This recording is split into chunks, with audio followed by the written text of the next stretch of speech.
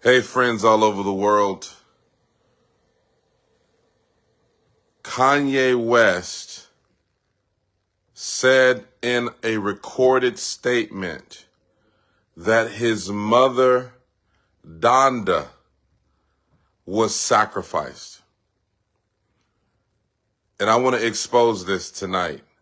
You know, many of you have seen my videos. Many of you have heard about Kanye and what's going on, and there's different opinions about him. Some people think he's just having a psychotic break. Some people think he's going crazy. Some people think he's traumatized by the death of his mother. And I do believe that there could be a myriad of things going on. But I want to speak about the truth about evil altars. Evil altars. And I need you to hear this because this is very, very real. Kanye said, whether you like him or not, whether you believe him or not, he said out of his mouth in a very serendipitous turn of an interview or line of questioning, he says his mother was sacrificed. In fact, I watched a video of a comedian who actually said out of his mouth, he made a joke about the death of Kanye's mother. Made a joke about the death of Kanye's mother. This was something that was said in the media. And I want to tell you something. Evil altars are real. If you don't believe this, you don't understand that altars are real because altars require sacrifice. Altars are places of devotion and places of visitation. And depending on the kind of altar it is, depending on the God the altar is erected to, determines what sacrifices are required. And I've been telling you, y'all don't hear what I'm saying. I've been telling you that these evil altars require servicing. And this is why we are seeing such premature death. We are seeing things that don't make any sense. In fact, I'll give an example. Jennifer Hudson had just become the American Idol. I don't know if she was American Idol or runner-up in the American Idol. I can't remember. But what happens is immediately after she won, her family members were brutally murdered in a home invasion. I don't know if you remember that. They were brutally murdered in a home invasion. Donda West, his mother, goes in for a breast augmentation surgery and dies on the operating table. And according to Kanye West, he says, my mother was sacrificed. And I think that there is a misunderstanding. People are mistaking the exposure of the demonic realm for just a mental break. No, I'm not saying there aren't any mental challenges there. I'm not saying that. But if you think this is just an issue of mental illness and you are not listening to what is actually being said and the level of exposure of the satanic realm, then you are misunderstanding what's taking place. You are not recognizing what has transpired and what is continuing to transpire. We just saw again, Aaron Carter, dead. We just saw again, another very, very famous rapper was killed at a bowling alley while they were at billiards and bowling in Houston. And there is a mysterious gunman that they spotted that comes up behind him and kills him. He is not even the aggressor. He is not even the one in the argument. And yet he is the one that is targeted and murdered. This stuff is, in the Western world, in the United States of America and other westernized countries, we don't talk about altars. We don't talk about sacrifices. We don't talk about the fact that when you want to service an altar, there must be a sacrifice. And oftentimes the sacrifice has to be something you love. It has to be something you treasure. It has to be something you value. And so we have a situation where Christians are oblivious to the spiritual world. They think because these conservative theologians are telling you it's all about reading scriptures, and I believe in reading the scriptures, but the scriptures talk about the spiritual world. You can't just talk about it's about apologetics, and you got conferences where these old men are sitting there, and these old men are just kind of sitting there and not just debating over Bible verses. And we think that is what the church is called to do. When in reality, the church is called to confront darkness. And this is why Jesus said, upon this rock I will build my church. And we often forget where that comment was made in Matthew 16. Jesus made that declaration in the pan, which was a demonic altar. Jesus makes the comment. He makes the bold declaration that upon this rock I will build my church, and the gates of hell will not prevail against it. He makes this bold declaration at one of the most demonic locations in the first century, the Temple of Pan, where all kinds of sacrifices were being made. And he was telling us then that, listen, if you're going to be the church, if the church is going to be the church cannot be ignorant. The church cannot be ignorant. The church cannot be ignorant of these spiritual realities, that there are altars. And some of you don't realize that the reason why your life is going the way that it's going is because there is an altar somewhere that needs to be confronted. There is an altar somewhere. When people want wealth, when they want success, when they want prosperity, when they want promotion, when they want fame, they seek an altar. They seek an altar, and they make sacrifices upon these altars. I'm telling you, I've said it before. When we talk about abortion in America is not a political issue. It's a spiritual issue. Abortion is child sacrifice. These are altars that are being serviced with the blood of unborn children. Altars that are being serviced with the blood of the unborn. And so we see that these altars are connected to the outcomes. If you go to these communities where Planned Parenthood and all of these organizations are stationed, and all of these places have been erected in urban communities, in poor areas, in disenfranchised communities, these are the places where these sacrifices are being made, and they are thriving on the poor and the ignorant. You saying, well, no, I don't believe nothing you say. It doesn't matter what you believe. Let me tell you something. Whether you agree with Kanye West or not, whether you like him or not, is totally irrelevant. The relevant issue is what he's saying correct? And in this regard, there is absolute truth to the fact that people are being sacrificed. Celebrities are being sacrificed. Children are being sacrificed. Leaders are being sacrificed in service to evil altars. And what is happening, you got to understand this. The power of a people is determined by the strength and the purity of their altar. And this is why even in the Bible, what did God do? Anytime God raised up a leader in Israel, he raised up a judge, raised up a prophet, raised up a king, the first thing he would tell them to do is tear down the high places.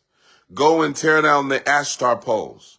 Go and tear down the altars of Molech and the altars of Baal. Tear them down. Because if you don't tear them down, the devil will have a spiritual stronghold over the nation. He will have a spiritual stronghold over the people. And I believe, on a personal note, we need to pray for Kanye West. Not just judge him and criticize him and make fun of him. We need to pray for him, because what is actually happening in his pain and in his frustration, he is trying to expose realities that many of us don't understand. And so he sounds just cuckoo for Cocoa Puffs. But in reality, the brother is trying to tell you things that you don't understand. When you get to the billionaire level, when you get to the celebrity status that he is at, there are things that people do that you can't even conceive of. There are actors that have come out and told us that before they could get the gig, before they could get that role, before they could get that contract, they had to do all kinds of evil and debased and all kinds of debauchery in order to get the success that they long for. And it's not just Kanye and Donda. It's Elvis. It's Michael Jackson. It's James Brown. It's Prince. And the list goes on and on. This can't be made up. This can't be a conspiracy theory. It can't. We have too many instances of this happening. You don't have to take Kanye's word for it. I told you about these. These are not random killings. These are not random accidents. These are not random incidents. These are deliberate sacrifices being made to service a demonic altar. And this is why we need to be prayed up.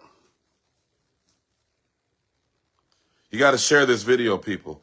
We need to be prayed up. You said, what does it have to do with me? I'm not Kanye. I'm not a celebrity. No, you don't have to be a celebrity, friends. Look at the girl who goes to Mexico with her friends and for no apparent reason is beaten to death. Who goes to Mexico with their friends and the friends you go to Mexico with kill you? She was killed. She left her house. And 24 hours later, her mother received a phone call that she was dead.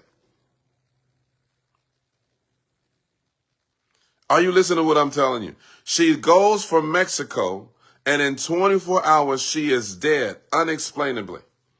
What about the teenage girl in Mount Vernon, New York?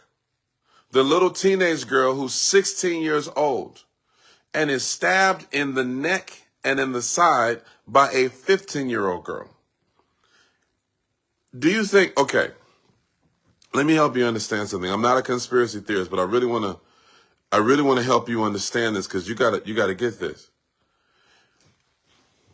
First of all, let me break this down real quick and then I'm going to get off this live. The term star, when we say somebody's a star, somebody's a star. Oh, this person is a star. You're going to be a superstar. A superstar. The term superstar is not a modern invention. Hear me. I need you to hear this mystery that I'm about to give you.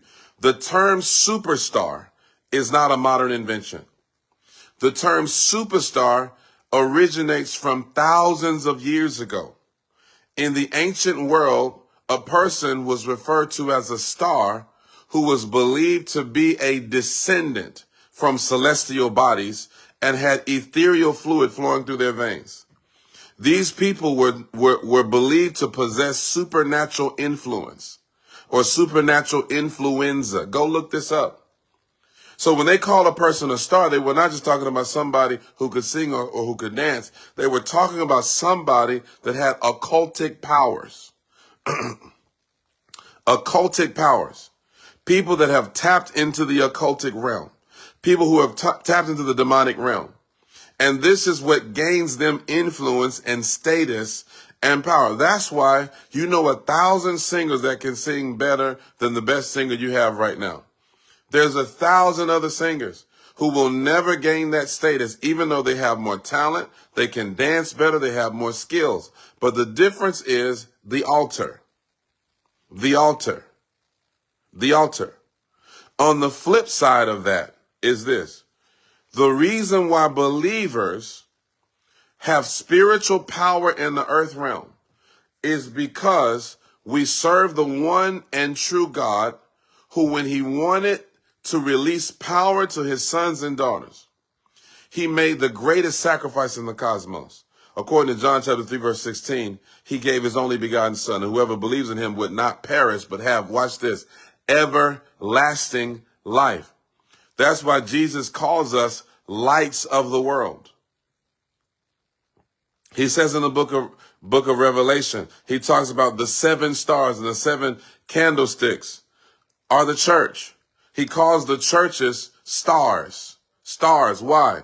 Because we do not have occultic power, but we have the real and only true power in the universe, which is the power of the true and living God through Jesus. And this is why, friends, we need to understand this. Our churches are not teaching spiritual things.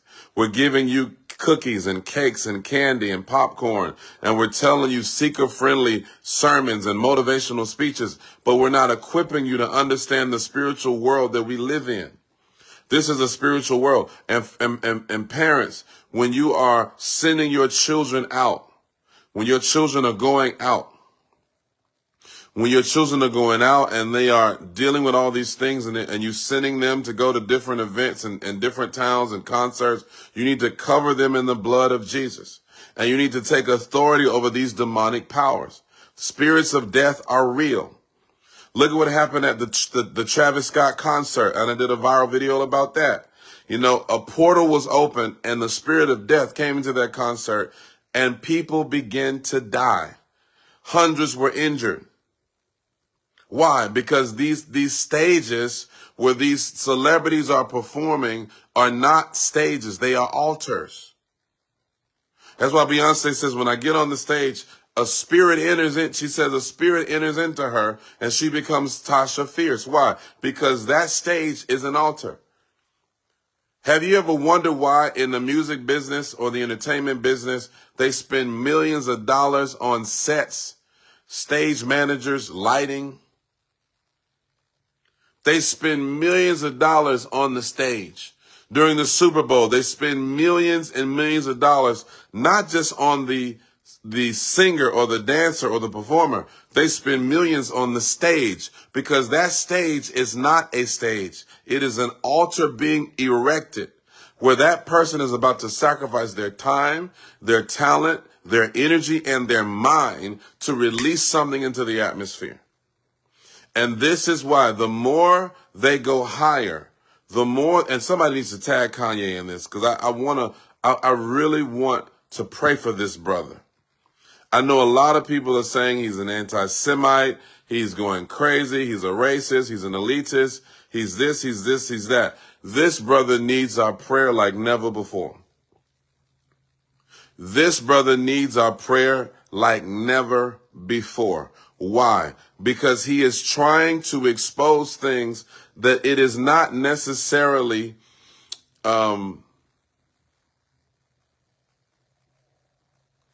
he does not necessarily have the coverage or the standing in the spiritual realm to expose it. And so he needs our prayers. He needs to be set free from the demonic spirits that are tormenting him. But I'm telling you right now, what the brother is saying about his mother being sacrificed, don't ignore this stuff. Don't just chop it up to somebody being crazy. Don't just chop it up to somebody having a mental breakdown. These things are real. Altars are real. Sacrifices are real. That's why in third world countries all over the world, when there's a campaign, people come up missing. Do y'all not remember? Do you not remember? People come up missing. People come up missing, not only in the third world, but here in the United States. When that sister was running for senator in the state of Georgia, what nobody talks about is the fact that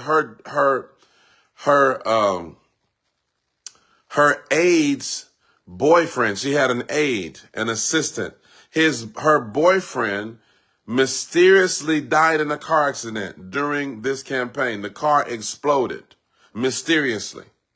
And stuff like this happens all the time, but the church is not talking about it because we're singing hymns, and there's nothing wrong with hymns, but we need to be talking about the spiritual world. That's why the Lord told me to create this resource called Releasing Miracles, because he told me that the church need to be prepared for the end times.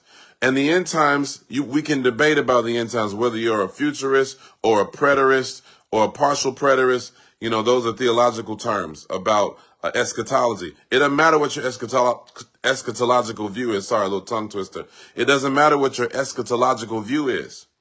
What matters is that you have eyes to see and ears to hear and recognize that the time we are living in is perilous, where good is being called evil and evil is being called good and light is being called darkness and darkness is being called light.